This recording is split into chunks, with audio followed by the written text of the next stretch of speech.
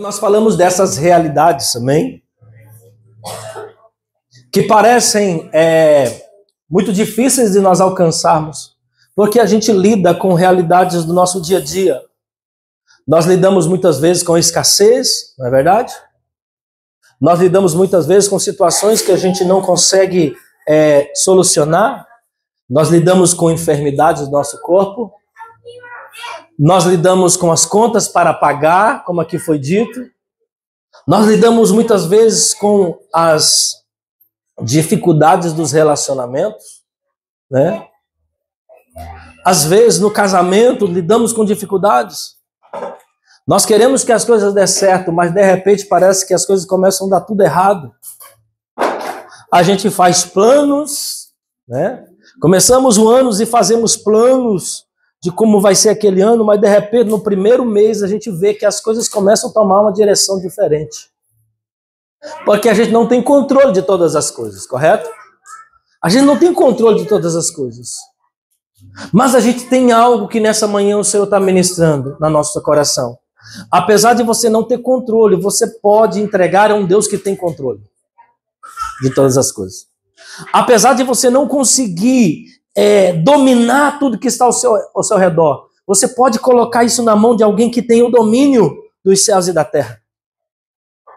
Jesus disse uma coisa: todo poder me foi dado nos céus e na terra, e eu dou para vocês essa autoridade, para que vocês possam pisar em serpentes, escorpiões, se beberdes alguma coisa mortífera, mal nenhum lhe fará. Vocês vão impor as mãos sobre os enfermos e vão ser curados, vocês vão expulsar demônios, vocês vão triunfar sobre as situações. Jesus disse: esse poder que me foi dado, eu transfiro para vocês essa autoridade. Ele está dizendo: nenhum mal vos causará. Nenhum mal vos causará. Porque Deus não está falando que vai nos livrar das adversidades, mas Ele está dizendo: vocês vão vencer as adversidades. O que é viver pela fé?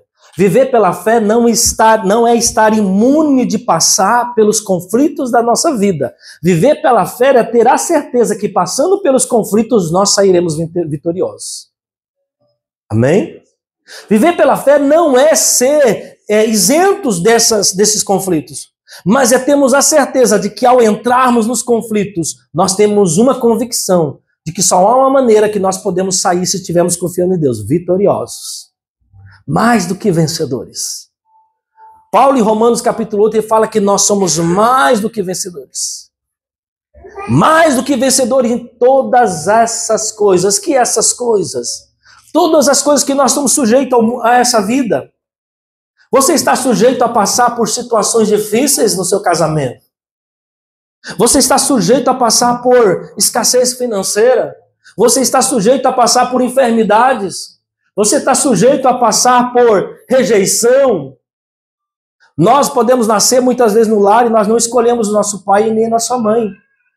Nós não escolhemos o lar onde nós nascemos. Às vezes você nasceu em um lar onde você não recebeu aquilo que você precisava. Às vezes você nasceu em uma casa onde não te deu a estrutura que você precisava para crescer de maneira saudável. Mas a misericórdia de Deus nos alcança nas nossas misérias, amém? E Deus é o Deus que entra para mudar a nossa história. Mudar a trajetória que nos foi determinada pela maneira como nós fomos criados. Deus entra para mudar essa rota. Por isso ele diz, ele se revela. Quando ele foi libertar o seu povo, como nós vemos aqui no começo, quando Deus foi libertar o seu povo de um cativeiro de 470 anos, ali aprisionado debaixo do poder de uma nação, um povo que foi feito escravo, gerações e gerações escravizadas, que não tinham o direito de ter a sua terra, que não tinham o direito de trabalhar por si mesmo, que era maltratado, eram punidos rigorosamente. Morreram muitos debaixo daquela escravidão. O Senhor chega e se revela para eles, como seu libertador. O eu sou. Eu sou o que eu sou. E Deus se revela para eles: eu sou o Deus Todo-Poderoso que pode mudar a vida de vocês. Porque muitas vezes nós estamos acostumados a viver nos cativeiros que nos foram impostos. E a gente entra na conformidade das situações. A gente reclama, mas não tem força para mudar. Quantos aqui, às vezes a gente reclama, porque o povo que estava lá no cativeiro do Egito, o povo hebreu, eles estavam reclamando. E a Bíblia diz que o clamor deles chegou até os ouvidos de Deus. Eles não aguentavam mais viver daquela maneira. Diziam, nós não aguentamos mais viver assim. Mas apesar de a gente não estar aguentando viver mais assim, a gente não sabe como se libertar de algumas coisas. Porque o poder do opressor é maior do que o desejo nosso de ser libertos. E aonde entra um poder sobrenatural sobre as nossas vidas. Ninguém pode se autolibertar. Ninguém pode se autocurar. Nós precisamos de um libertador. E Deus disse, eu vou libertar esse povo. E o Senhor ouviu a oração e o clamor desse povo. E levantou um homem chamado Moisés. Tirou ele daquele povo, levou ele para o deserto, trabalhou com ele por 40 anos. O Senhor se revelou a ele como uma sarça ardente, uma sarça que ardia, pegava fogo e não se queimava. Despertou a curiosidade daquele homem, ele se aproximou daquele ato sobrenatural, na curiosidade de saber o que estava acontecendo, e o Senhor vem e fala com ele, e dá a ele uma missão, e diz, você vai voltar para a terra de onde você veio, para o Egito, e você vai libertar o meu povo, porque as orações, o clamor deles tem chegado até a minha presença. Eu fico pensando, às vezes nós pensamos, você acha que Deus não está ouvindo? A gente pensa que Deus não está vendo, Deus está vendo. Deus está ouvindo. Deus sabe. Deus conhece como nós somos e as nossas fraquezas, as nossas limitações. Deus sabe que nós não sabemos orar como convém. O apóstolo Paulo dizendo aos romanos, ele diz, não sabemos orar como convém. Nós vamos fazer as nossas orações na nossa boa intenção, mas nós oramos na direção errada. Mas a Bíblia diz que há um ajudador, o Espírito Santo vai interceder por nós com gemidos inexprimíveis. Ele vai traduzir a necessidade do nosso coração através dos nossos lábios, às vezes inteligíveis, a nossa oração para Deus. E a nossa oração passa a ser conhecida diante de Deus pela ajuda do Espírito Santo. Então, nessa manhã, você precisa contar com a ajuda do Espírito Santo para que você possa chegar à presença de Deus e as suas dores sejam comunicadas, as suas labutas sejam comunicadas, os seus anseios sejam comunicados diante do Senhor. E Ele sonda e conhece as profundezas do coração de Deus, sabe das intenções de Deus para a sua vida. E assim Ele conhece o nosso coração e sabe daquilo que nós precisamos. Então hoje você precisa ser inconformado, nós precisamos sermos inconformados com as situações. Deus me criou, Deus me formou para ser uma bênção, amém? Deus me formou para ser uma bênção. Deus não me criou para ser um viciado, Deus não me criou para ser um perdedor, Deus não me criou para ser um derrotado. Deus nos criou para termos uma família abençoada, amém? Deus te criou para ter saúde física, emocional e espiritual. Deus te criou para que você fosse um sucesso, uma bênção. Para você mesmo, para a tua casa e para a sociedade onde o Senhor inseriu você. E hoje você precisa se agarrar a isso, a essa promessa de Deus, amém? Hebreus capítulo 10, versículo 19 em diante, diz assim: tendo, pois, irmãos, intrepidez para entrar no Santo dos Santos, pelo sangue de Jesus, pelo novo e vivo caminho que ele nos consagrou pelo véu, isto é, pela sua carne, e tendo grande sacerdote sobre a casa de Deus, aproximemo-nos com sincero coração, em plena certeza de fé, tendo o coração purificado da má consciência e lavado o corpo com água pura. Guardemos firme a confissão da esperança, sem vacilar, pois quem fez a promessa é fiel. Diga, quem fez a promessa é fiel. Deus está nos dizendo entremos na presença de Deus com ousadia, com intrepidez, com coragem. Entrar no lugar, um lugar especial, não é um lugar qualquer. A Bíblia fala sobre um lugar chamado Santos dos Santos, dentro do tabernáculo, dentro do templo onde foi feito para a presença de Deus habitar. Havia um lugar onde só o sumo sacerdote podia entrar uma vez por ano para oferecer sacrifícios ao Senhor. Uma vez por ano. O povo não tinha acesso.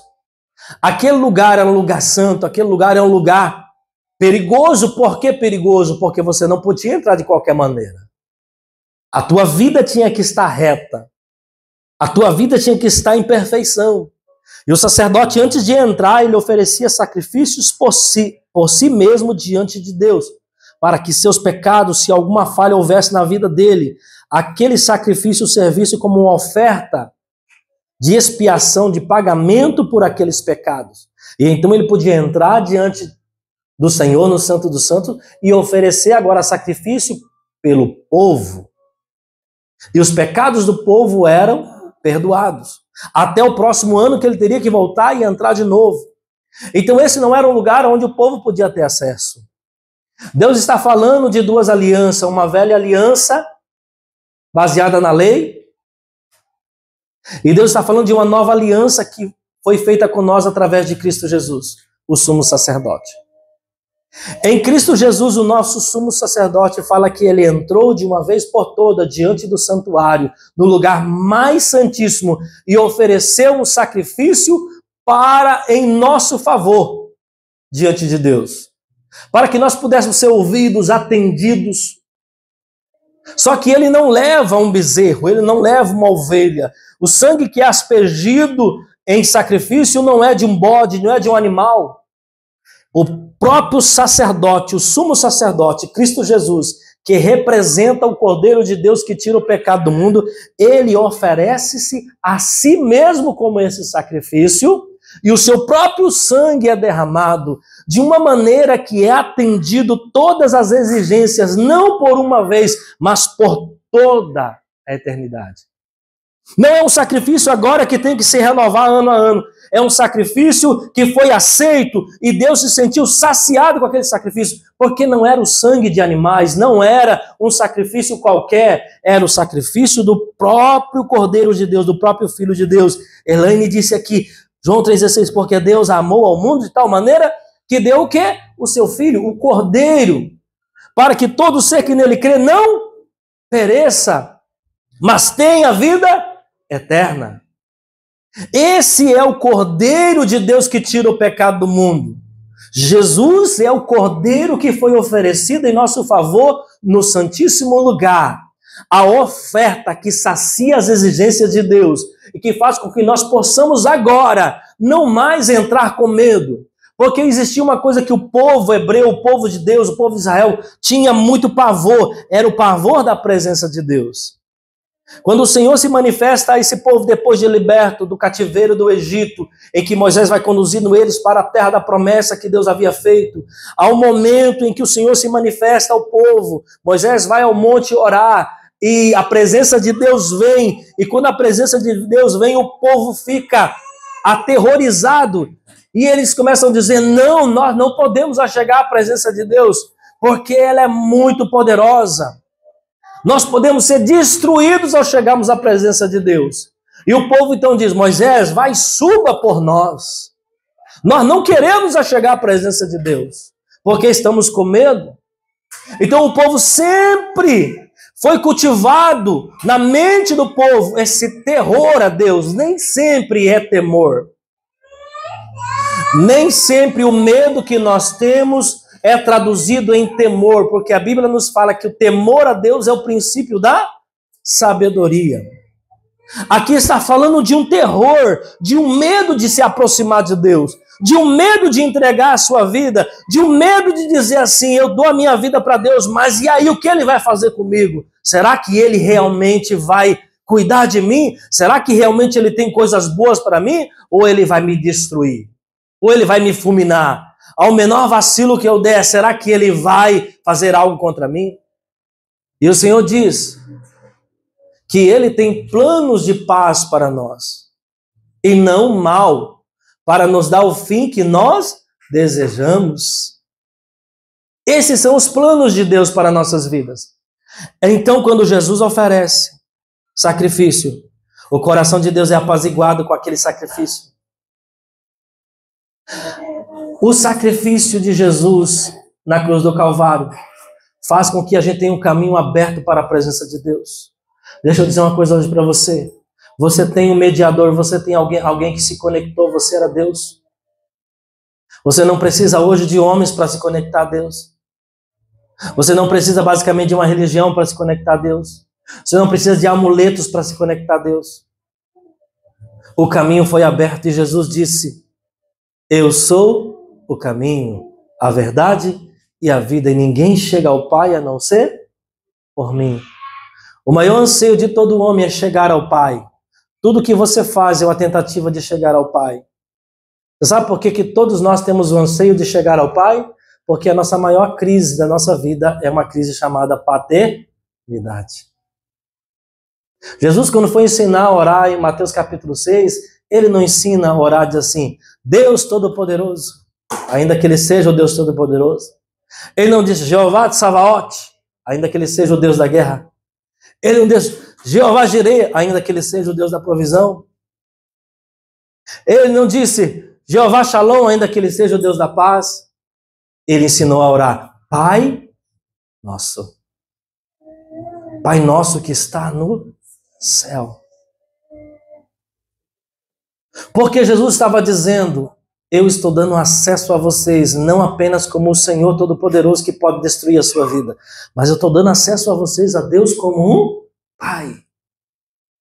Irmão, e por que pareça, hoje nós estamos entendendo, como nunca, depois de tantos avanços, no estudo sobre as emoções, na psicologia. Hoje nós fazemos tanta terapia, nunca se fez tanta terapia como se faz hoje, Todo mundo, é difícil você não conhecer uma pessoa que não fez terapia, que está fazendo uma terapia, ou que foi recomendado uma terapia, para quê? Para resgatar algumas coisas que estão perdidas dentro de si. E uma das maiores crises que identificaram hoje é uma crise chamada paternidade. Porque a crise de paternidade fala sobre segurança ou insegurança, proteção ou desalento, aceitação ou rejeição. Quando nós falamos sobre essa paternidade, nós estamos falando sobre um problema que desenrolou muitas coisas ruins na nossa vida. E Deus está te chamando para você se aproximar dele, não apenas como um Senhor meramente todo-poderoso que pode te castigar, mas como um Pai que pode te abraçar, um Pai que pode te suprir, um Pai que pode te proteger, um Pai que pode trazer restauração na tua vida. E muitos de nós temos muitos problemas na nossa vida porque a gente não teve esse Pai presente. Não teve esse Pai que abraçou. Não teve esse Pai que te deu um bom exemplo. Não teve esse Pai que cuidou de você. Não teve esse Pai que protegeu, que não apenas supriu você te dando uma roupa e comida, mas não teve um Pai que supriu emocionalmente.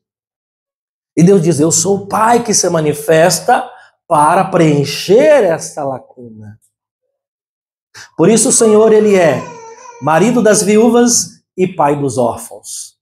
Porque nós sabemos que tem dois tipos de orfandade. Tem aquela orfandade onde você não conheceu o seu pai, e tem a orfandade onde você conheceu o seu pai, teve ele dentro de casa, mas teve ele ausente, ou você esteve ausente dele.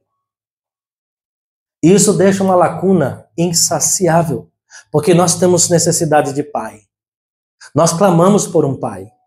Nós precisamos de um pai. Nós fomos gerados por um pai. Nós temos a semente de um pai, nós somos a semente de um pai. Tudo na nossa vida gira em torno de um pai. Jesus, quando foi orar, ele não orou para Deus, ele disse: Pai, se possível for, afasta de mim este cálice. Mas contudo não seja feita a minha vontade, mas a tua vontade. Jesus diz: eu sou filho. Filho tem pai? Jesus diz: eu e o Pai somos um. Nós nos tornamos um com o nosso Pai. Se nós não conseguimos nos tornar um com o nosso pai biológico, o Senhor quer restaurar a nossa vida nos tornando um com o nosso pai espiritual. Com o nosso pai protetor, com o nosso pai provedor. Então Jesus ensina, Pai nosso, que estais no céu. Ele está falando de dar acesso à presença de Deus. Ele diz agora, há um caminho aberto para que vocês possam entrar. Há um novo e vivo caminho. O lugar dos santos do santo é o lugar de restauração, é o lugar de cura, é o lugar de libertação. Você não é curado nos átrios. O templo tinha o santo dos santos, o santíssimo lugar, o santo dos santos, o lugar de oferecer sacrifício, e o átrio onde o povo estava, onde o povo chegava, mas estava distante da presença de Deus. Nós podemos chegar, muitas vezes a nossa vida está vivendo uma vida de átrios, uma vida onde a gente está distante, não estamos tendo acesso, aonde a gente chega, senta no banco da igreja, ouve uma palavra, mas nós não passamos dali. Deus está dizendo, a vida não é uma vida de átrios. Deus não te chamou para ter uma vida de olhar de distante, olhar longe. Deus não te chamou para você ter uma vida de ter medo e pavor de Deus. Porque o medo e o pavor te distancia, mas o temor genuíno te aproxima. E Jesus fez um sacrifício de aproximação. Você sabe o que significa sacrifício? Sacrifício é uma palavra no hebraico que significa korban. Korban significa oferecer. Korban significa também aproximar. Essa palavra é uma palavra de algumas palavras que derivam da palavra korban, que significa, é usado para identificar um grau de parentesco. Quando vai se dizer, é minha irmã, é meu pai, é minha mãe, é meu filho, essa palavra está junta para dizer um grau de parentesco, ou seja, o nível de proximidade que você tem daquela pessoa. A palavra original também do korban é usado para um instrumento de aproximação que nós chamamos de telescópio. Olha para você, o que é um telescópio? É um instrumento que faz que você veja de perto o que está longe. Você pega um telescópio e você mira ele na lua ou nas estrelas e você consegue puxar aquilo que está a milhares de quilômetros de distância para perto de você. O korban que Jesus ofereceu para nós diante de Deus é isso. É um instrumento de aproximação. Deus estava distante como um Deus de religião. A religião não te aproxima. A palavra religião no latim significa religare. Religare significa um ato, uma tentativa de reconexão de algo que foi cortado. Mas a religião não conseguiu cumprir o seu papel de religare. Porque a religião coloca ritos, mas são ritos vazios, ritos mortos, frios, que não trazem aproximação. Para ter proximidade precisa ter legitimidade, é ou não é? Tem que ser genuíno. Você não consegue se conectar a uma pessoa meramente porque ele foi imposto a conexão. É igual um casamento, um relacionamento, não tem proximidade, intimidade se você foi imposto que você se achegasse àquelas pessoas, aquela pessoa, e casasse por um interesse político, por um interesse financeiro, apenas porque as duas famílias se conhecem e dizem, vocês vão se casar. Não, a aliança, o casamento, o relacionamento de intimidade precisa ser legítimo, precisa ser genuíno, precisa ter uma decisão. A religião nos impõe algo que é frio, ritualístico, e você faz aquilo, saiu daqui, acabou. Mas não o relacionamento genuíno da conexão que vem do sacrifício de Jesus é genuíno, ele te aproxima. Apóstolo Paulo fala assim que o amor de Deus manifesto através de Cristo Jesus nos constrange. Eu me conecto com Deus não por causa de uma obrigação. Eu me conecto com Deus não apenas pelo medo de ir para o inferno. Eu me conecto com Deus porque eu entendo que eu vou em um amor derramado tão grande, um amor manifesto tão grande pela minha vida, quando eu nem conhecia, nem estava aí por Ele, e agora eu estou sabendo que Ele me amou, então eu me aproximo dEle, não com uma intenção meramente de não ir para o inferno, mas porque o seu amor me atraiu. Nós somos conectados a Deus por laços de amor. É o amor que transforma, amém? É o amor que nos transforma. E Jesus, o autor de Hebreus, diz que nós podemos nos achegar confiadamente pelo novo e vivo caminho que ele nos consagrou pelo véu, isto é, pela sua carne. Que véu é esse? Havia um véu que separava o Santíssimo Lugar dos outros lugares do templo. Esse véu não era um véu como o de hoje, era um véu da antiguidade. Era um véu denso, que não era possível você enxergar o que estava do outro lado. E Jesus disse que esse véu foi rasgado, de cima a baixo. Esse véu era o véu da inimizade. Esse véu era o véu da falta de comunhão e relacionamento. Porque através do véu você não enxergava. Tudo era escuro, tudo era denso. É como você hoje se usa muito aí nas redes sociais aquele mosaico, aquele... como que se fala? Quando você quer tampar uma imagem, não identificar a imagem, você está olhando, mas não está percebendo quem é, o que é exatamente, ofuscando a imagem. Era esse tipo de véu que ofuscava realmente quem era Deus. E as pessoas não conseguiam entender quem era Deus. Jesus disse que através do sacrifício dele, feito no seu próprio corpo, a sua carne foi rasgada. Aquele símbolo da sua carne ser rasgada, transpassada, significava que o véu que separava o homem de Deus foi rasgado. E agora ele pode entrar. Como pecadores podem entrar à presença de Deus? Como que pecadores podem ter acesso? Como que pecadores podem ter acesso? Porque por causa do perdão do meu pecado em Cristo Jesus. Eu posso dizer, eu tenho um passado.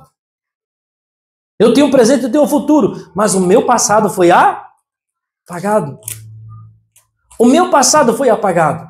E hoje você precisa entender, você precisa sair daqui hoje dizendo, o meu passado foi apagado. Eu posso entrar com confiança, com intrepidez. E está dizendo, olha, o que te prendia não precisa mais prender você. O que te impedia não precisa mais te impedir. Porque isso não é uma carga que você tem que carregar pro resto da sua vida. Esse não é uma mágoa que você precisa carregar. Essa angústia não é uma angústia que você precisa carregar. Você não precisa viver mais sobre as condições que lhe foram impostas. A sociedade não pode te impor. A casa onde você cresceu não pode te impor. A sua estatura não pode te impor. A falta de estudo não pode te impor. A cultura não pode te impor. Nenhuma carga sobre a tua vida que Jesus já não tenha tomado sobre si. Por isso ele, ministrando ao povo que estava sobrecarregado, cansado, desanimado, desistido, debaixo de uma opressão, o povo de Deus sempre viveu debaixo de muita opressão. Deus liberta eles do Egito, depois eles vão debaixo de cativeiro porque pecaram e erraram, e o Senhor sempre levanta um libertador na vida deles, e de repente, em um tempo, o próprio Filho de Deus vem, em uma época que eles estavam agora subjugados por Roma, debaixo de uma carga de opressão, de impostos, de tantas coisas ali que foram impostas. E Jesus chega para aquele povo que estava desanimado, desistido, que já tinha se conformado com aquela condição de vida. Ele diz, Mateus 11, vinde a mim, todos vós que estáis cansados e sobrecarregados, e eu vos aliviarei. Olha Deus mais uma vez se manifestando, dizendo, eu vou tirar a carga de sobre você. Eu vou tirar o jugo. Tomai sobre vós o meu jugo que é suave, o meu fardo que é leve. Aprendei de mim que sou manso e humilde de coração e encontrareis descanso para a vossa alma. Deixa eu dizer uma coisa, não há como nós vivemos no pecado e vivemos em liberdade. Não há como nós vivemos no pecado e vivemos em liberdade. O pecado vem para nos escravizar, mas Jesus veio para nos libertar. Se o Filho do Homem vos libertar verdadeiramente, sereis livre. Então há um lugar de libertação em Cristo Jesus. Jesus é a nossa libertação. E o véu foi rasgado. E tendo o grande sacerdote sobre a casa de Deus, aproximemo-nos. O sacerdote era aquele que oferecia sacrifício diante de Deus pelo povo. A função do sacerdote era levar a causa do povo diante de Deus. O povo chegava com as suas demandas, ele ouvia, e ele pegava um sacrifício, e ele ia diante do altar do Senhor e oferecia o sacrifício. Lembrando que sacrifício significa aproximação. Ele oferecia o sacrifício e apresentava as demandas do povo. E Deus, quando ele ouvia e recebia aquele sacrifício, ele se compadecia do povo. E Jesus está dizendo agora que ele é o sumo sacerdote. Só que agora a oferta foi ele mesmo. Ele mesmo se ofereceu. E aí ele diz, aproximemos com coração sincero. Com sincero coração. Como Deus nos ouve. Como Deus nos ouve. Primeira coisa, sinceridade do nosso coração. Ser sincero hoje é muito difícil, né? Porque nós sempre estamos querendo manter uma aparência. Nós estamos na época das academias, né? E isso nunca foi tão necessário, porque o nosso estilo de vida hoje é totalmente diferente de 20, 30 anos atrás, 40 anos atrás, que nós trabalhávamos mais braçalmente, andávamos mais. Hoje é necessário. Mas por que nós estamos indo para a academia? Porque muitas vezes não é apenas o corpo, nós estamos querendo manter uma boa aparência. E alguns, às vezes, exageram até em manter a boa aparência. Nós estamos querendo impressionar quem? As pessoas. Jesus diz, se aproxime com um coração sincero. O que é sinceridade? Sinceridade envolve verdade. Sinceridade não é você dizer o que você não é. Para Deus você pode dizer o que você é. E talvez até para algumas pessoas você pode dizer o que você é. A sua necessidade, a sua carência, as suas fraquezas, as suas limitações. Você pode se desarmar. A sinceridade é isso. Deus não vai ficar escandalizado com o seu pecado, porque Ele já sabe. Se eu falar, Deus não vai me aceitar. Ele já sabe. Mas se eu disser, Deus pode fechar as portas, Ele já sabe. Tudo que Ele precisa de você é sinceridade. Sinceridade. Deus não resiste a um coração sincero. Segunda coisa, em plena certeza de fé. Sinceridade e certeza de fé. Hebreus 11:6 diz que a forma de nós sermos aceitos por Deus é pela fé. Deus se agrada da fé. Quando nos aproximamos dele, sacrifício, é necessário que a gente creia que ele é aquele que responde às nossas orações. Certeza de fé. A fé é um dom de Deus ao teu coração. Crê. Hoje, o que você precisa não é ter todas as ferramentas, é ter fé. E decidir, eu vou crer. Eu não vou duvidar. Certeza de fé é saber que Ele pode, apesar das nossas debilidades. Vamos repetir? Diga, Deus pode, apesar das minhas debilidades. Por que você muitas vezes está tendo dificuldade? Porque você acha que o trabalho tem que ser feito por você? Porque a gente acha que é a gente que tem que dar conta. Certeza de fé é lançar sobre Ele as minhas dificuldades. É crer que Ele pode, apesar das minhas debilidades. Apesar das minhas fraquezas. Tendo o coração purificado da má consciência. Sabe o que significa isso? Perdão.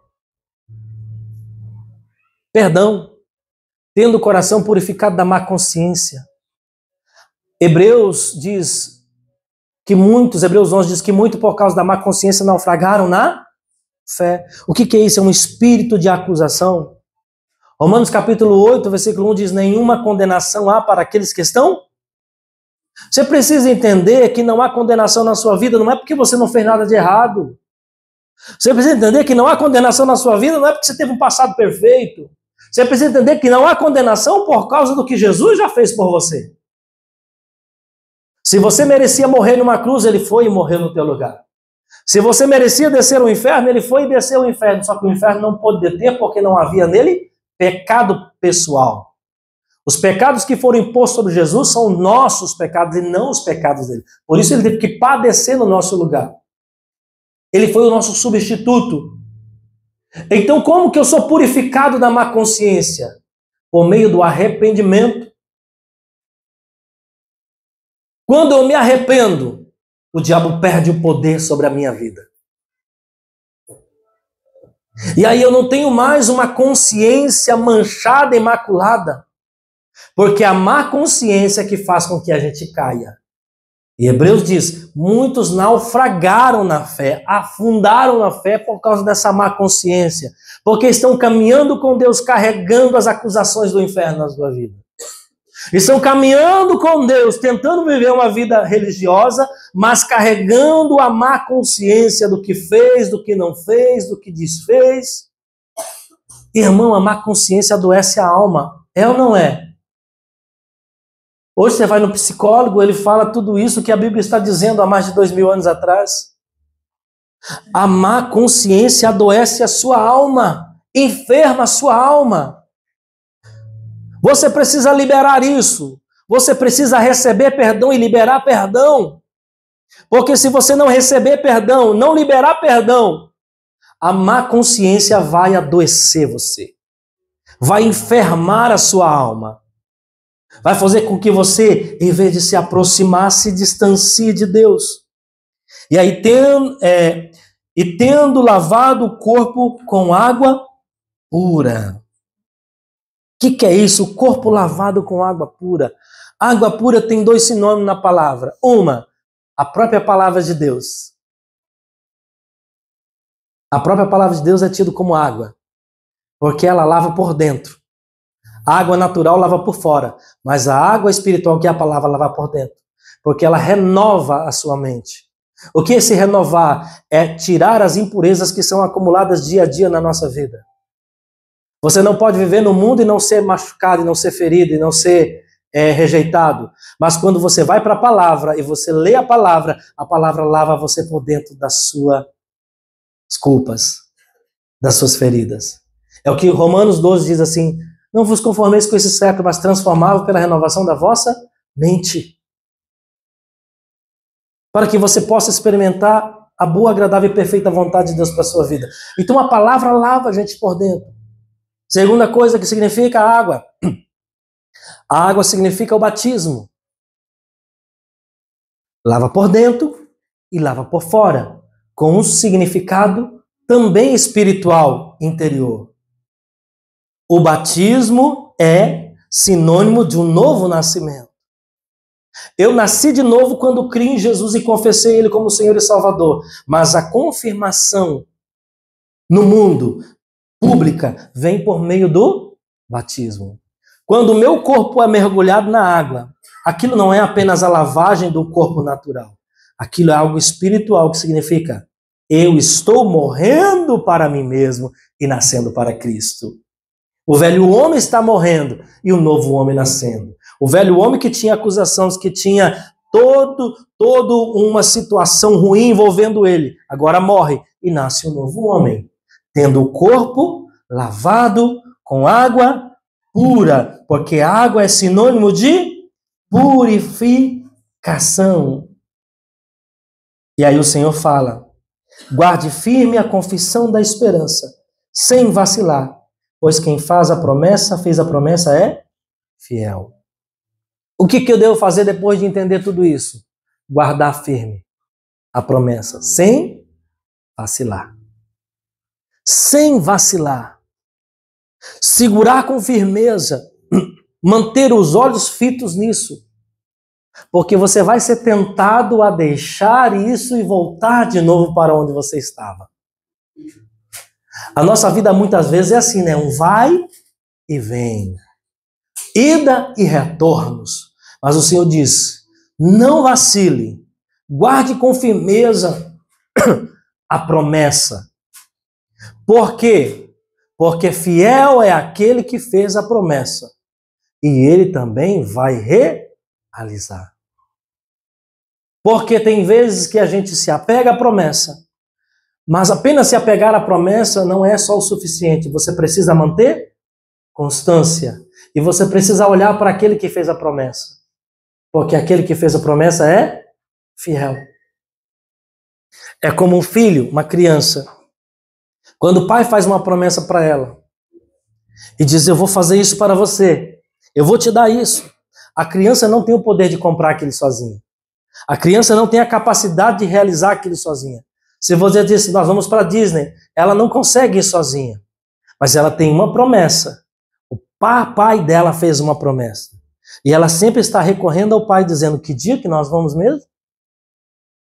Ela sempre está voltando para o pai e dizer assim, quando que vai ser o dia que nós vamos? Porque ela sabe que ela não pode realizar a promessa, cumprir a promessa por ela mesma, mas ela precisa estar atenta, sempre lembrando o pai. As crianças fazem isso muito bem. Se você fizer falar alguma coisa para sua criança, ela não esquece. Ela vai te lembrar o tempo todo, dizendo, papai, nós vamos que dia? Que dia que nós vamos? E aí quando você sai de casa, virou a esquina, meu irmão, ela lembra. Estamos chegando? Aí você passa o primeiro pedágio e ela diz, já está perto? Você vai na parada e ela diz, já chegou? Ela está constantemente lembrando o pai e a mãe, dizendo, ei, olha a promessa.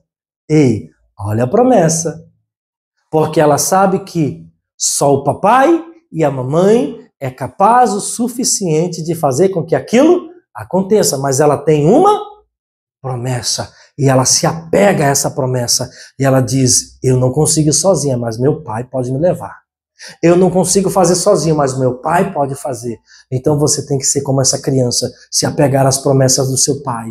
Jesus disse que ele veio para te dar vida e vida em abundância. Fica lembrando, pai, o Senhor disse que veio para me dar vida em abundância. Pai, está em pé ainda? E ele vai dizer, está, meu filho.